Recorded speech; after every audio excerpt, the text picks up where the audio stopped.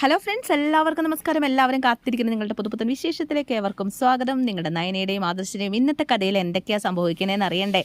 എന്തായാലും നമ്മുടെ ആദർശ് പോക്കോളാനായിട്ടൊക്കെ പറഞ്ഞ് അവൾ വളരെ സങ്കടത്തോടു കൂടി അവളുടെ ആഭരണങ്ങളൊക്കെ ഊരി വെച്ച് അവിടെ നിന്നും പതുക്കെ ഇറങ്ങി ഇങ്ങനെ നടക്കുകയാണ് കേട്ടോ. ആ വീട്ടിൽ നിന്ന് ഇറങ്ങി താഴേക്ക് ഇങ്ങനെ വന്നു. പോരുന്നതിന് മുമ്പ് ആദർശമായിട്ട് കുറച്ച് സംസാരിക്കുകയൊക്കെ ചെയ്യുന്നുണ്ട്. ഇനി ഒരിക്കലും തിരിച്ചു വരില്ല എന്നൊരു കണ്ടീഷനിൽ തന്നെയാണ് അവൾ പുറത്തേക്ക് ഇറങ്ങി വരുന്നത്. വന്നപ്പോൾ അതേ താഴെ ദേവയാനി ഇരിപ്പുണ്ട്, ജലജയൊക്കെ ഇരിപ്പുണ്ട്.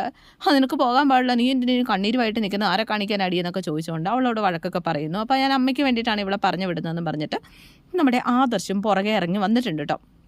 എന്തായാലും ആദർശം പുറകെ ഇറങ്ങി വന്നു കഴിഞ്ഞിട്ട് ഇവൾ അവസാനം ഞാൻ പോവുകയാണ്, മുത്തശ്ശനെ ഒന്നും കാണാൻ നിൽക്കുന്നില്ല എന്നൊക്കെ പറഞ്ഞിട്ട് ഇവളിറങ്ങി പോരുക. നമ്മുടെ നയന പടി ഇറങ്ങി ഇങ്ങനെ പോരുകയാണ്. അപ്പോൾ വേണമെങ്കിൽ ഞാൻ നിന്നെ കൊണ്ടുവിടാമെന്ന് ആദർശം എവിടെ സമ്മതിച്ചില്ല. നമ്മുടെ നയന അങ്ങനെ പടി ഇറങ്ങി പോന്നു. അവൾ തിരിച്ച് അവിടെ വീട്ടിലെത്തി താൻ അവിടെ നിന്ന് ഇറങ്ങി വന്നതാന്ന് പറഞ്ഞതും വിവരങ്ങളൊക്കെ